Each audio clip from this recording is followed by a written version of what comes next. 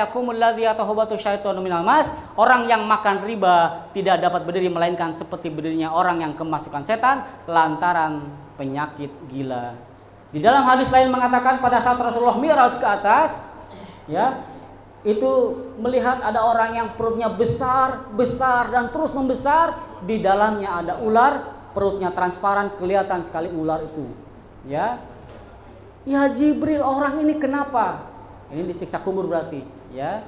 Kenapa orang ini? Dia adalah pemakan riba.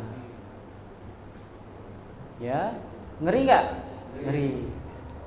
Lanjut. Ancaman yang mengulang riba. Waman ada faulaika ashabun nar hum fiha khalidun. Ini Pak yang jarang disampaikan oleh para ulama. Ini yang jarang disampaikan oleh ustaz-ustaz sekarang. Ya, saya sampaikan sekarang ya. Barang siapa yang kembali, ini artinya mengulangi terus, mengulangi lagi, padahal dia dapat informasi tentang haramnya riba, dia tapi mengulangi lagi, maka hum fiha faulaika ashabunar hum fiha khalidun.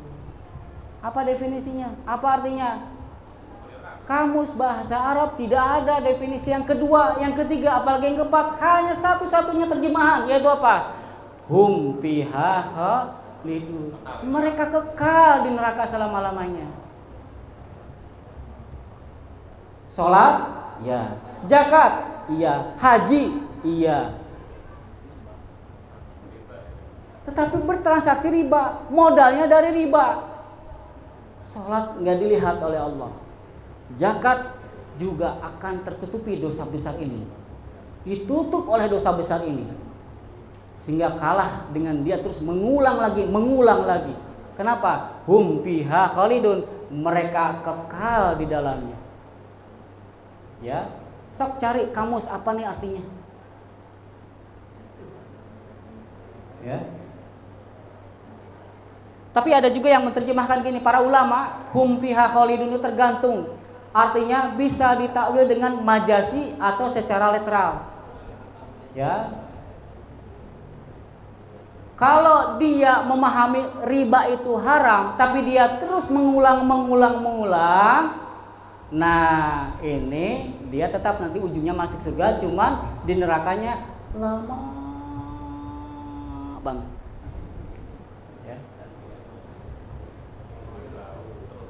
Dia pernah mengucapkan la ilaha illallah pas nikah. Ya, itu pun pas nikah. Tapi tetap masuk surga. Kenapa? Karena memang ada hadis atau ayat suci lain bahwa orang yang mengatakan la ilaha illallah Muhammad Rasulullah tetap akan masuk surga. Cuman masalahnya mampir dulu apa enggak. Itu kan yang jadi permasalahannya. Ya. Nah, kita lihat. Mari kita hitung berapa sih dosa riba itu. Lamanya segimana yang makan riba itu? Kita lihat. Mari kita ngitung-ngitung secara akliyah, rasional. Utang riba misalnya 200 juta. Bapak beli rumah nih, 200 juta. 10 tahun yang akan datang di jumlah jam boleh ada ribanya situ kan? Menjadi 400 riba kan? 400 juta. Berarti ribanya 200 juta. Di dalam Quran surat Al-Ma'arij 14, silakan buka di situ. Konversi 1 hari sama dengan 50.000 tahun di dunia. Ya. Jadi di sana itu lama banget. 1 hari dunia itu sama dengan 50.000 tahun di akhirat. 1 kali kemaksiatan, ya, maka akan dikonversi siksanya 50.000 tahun. Sholat sengaja ditinggalkan, 1 saja dia sengaja malas. Ya. Siksaannya 50.000 karena setara. Bahkan ada hadis yang mengatakan 70.000 tahun kalau dia sengaja 1. Ada yang pernah bolong sholat? Ada nggak? SMP pernah kan? SMA pernah. Saya juga sebenarnya sama. Ya, makanya harus tobat. Insya Allah akan di. Nah, kembali ke sini. 1 dirham konversinya kita adalah 60.000. Kenapa dirham? Karena ada hadis yang mengatakan bahwa barang siapa yang makan riba maka sama 1 dirham meminjam 1 dirham itu sama dengan 36 kali berzina. 36 kali berzina, ya, itu kalau makan riba 1 dirham. Berarti apa? 1 dirham 60.000. Nah, kemudian berzina 36 kali. 200 juta berzina 36 kali kali 50.000 tahun dibagi 60.000 karena konversi ke dirham. Hasilnya berapa tahun? Kalau Bapak ngambil rumah dengan riba 200 juta, kemudian bunganya 200 juta, mau disiksa 6 miliar tahun? 100 tahun aja jarang. Mau? Ngeri Pak, ngeri. Itu baru rumah, belum mobil ada leasingnya, belum motor ada leasingnya, belum pinjaman-pinjaman lain, belum rumah 1, 2, 3, 4, 5 semuanya dengan riba. 1 rumah saja segini, dikali berapa rumah? Makanya disebutkan hum fiha khalidun, bagi orang yang mengatakan pernah la ilaha illallah, lama sekali siksaannya. Ya. Bagaimana cara bertobat?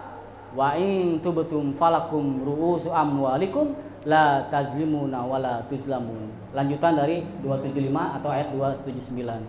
Ini cara tobatnya, yaitu apa? Jika kamu bertobat, kamu berhak atas pokoknya. Jadi kalau ingin bertobat dari riba, maka bayar pokoknya saja. Karena pokok tetap hutang harus dibayar. Barang siapa dia punya hutang, kemudian dia akan masuk surga, dia lari menuju pintu surga, bertak. Kenapa? Mana yang boga hutang sih ya? Cek malaikat teh. Kali itu deh, wah nggak jadi masuk. Aing boga hutang cenah ya gitu. Cebaran Bogor, kasar Bogor namanya. Benjol dia jadinya naik. Ya, jangan main-main dengan hutang, ya, apalagi hutangnya riba. Tapi halal ya halal, karena meminjam uang karena memang untuk kebutuhan jasmaninya itu memang ada dalil yang mengatakan emang sunnah meminjam itu, ya. Tetapi kalau dia pinjam untuk, ingat, untuk berpoya-poya itu jadi haram jatuhnya, walaupun nggak ada riba. Tapi sunnah bagi dia kalau memang benar-benar dia mampu untuk bayarnya. Ingat, mampu untuk bayar dan tidak ada ribanya, itu sunnah hukumnya.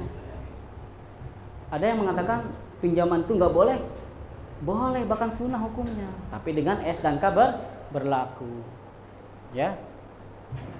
Jadi bayar pokoknya saja. Bunganya bagaimana? Stop.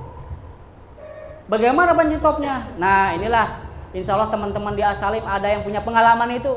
Bagaimana menyetop di bank, bagaimana menyetop di motor, bagaimana menyetop itu dengan membayar hanya pokoknya saja. Gabung makanya kepada kajian Islam tadi, ya. Terakhir, tadi yang terakhir ya. Sekarang yang paling terakhir, ya. Setelah terakhir kan pasti ada paling terakhir. Ada 3 hal yang setara atau bahkan melebihi keutamaan Lailatul Qadar. Yaitu pertama, tafakuh fiddin. Bapak ingin mendapatkan hasil ibadah yang 1000 bulan, tafakuh fiddin, belajar agama. Bapak yang hadir di sini karena perintah Allah, pahalanya lebih dari 1000 bulan. Amin. Nggak usah khawatir, gratis lagi. 5 juta. Hah? Tapi digratiskan tadi ya. Bagi yang hadir sekarang. Ya. Lanjut, jihad fisabilillah. Nah, kita nggak akan bahas. Melibatkan diri di medan dakwah dan amar ma'ruf nahi mungkar. Itu pun nanti kita akan bahas, ya. Penutup. Nah, ini dalilnya, ya. Dari Abu Hurairah, Rasulullah bersabda, tidaklah Allah Subhanahu wa taala diibadahi dengan sesuatu yang lebih utama daripada kepahaman terhadap agama. Sungguh seorang yang paham agama lebih berat dihadapi oleh setan daripada 1000 tukang ibadah. Tukang ibadah itu maksudnya apa? Ibadahnya kenceng tapi ngaji jarang, fikih fidin jarang, ya. Allah lebih suka orang yang belajar supaya paham agama dibanding 1000 tukang ibadah. Segala sesuatu ada tiangnya, dan tiang agama adalah paham agama, ya. Dan Bapak sebagai suami semua di sini ya, ada yang bujang? Suami semua ya. Kewajiban bapak adalah memahami agama, memahamkan agama kepada anak dan istri. Kalau enggak, dosa. Dosa anak akan kita tanggung, dosa istri akan kita tanggung sebagai suami. Semua ditanggung oleh suami. Kenapa? Ada kewajiban membina mereka oleh suami. Ya. Kok jadi suami ini keluarga? Nah, terakhir, paling terakhir, Abu Hurairah sebagai perawi berkomentar, ya. Abu Hurairah, ini perkataan Abu Hurairah ya. Sungguh aku duduk di majelis ilmu 1 jam doang nih. Berapa jam tadi? Dari jam 9 ya. Berarti 4 jam, ya, 3 jam.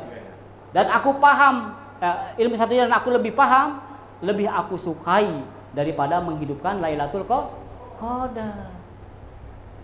Ya. Jadi jangan ragu-ragu mengisi kuesioner itu. Jangan ragu-ragu menerima tawaran kita. Ya.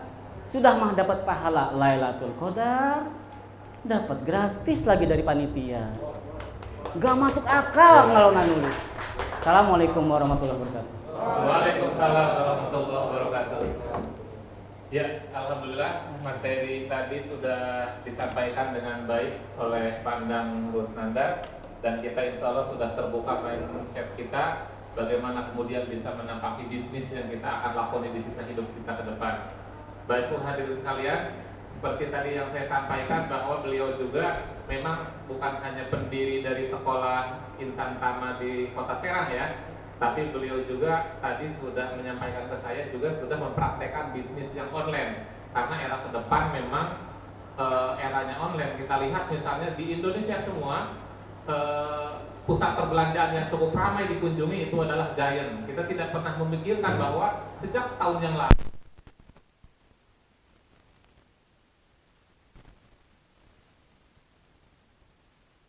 yang disampaikan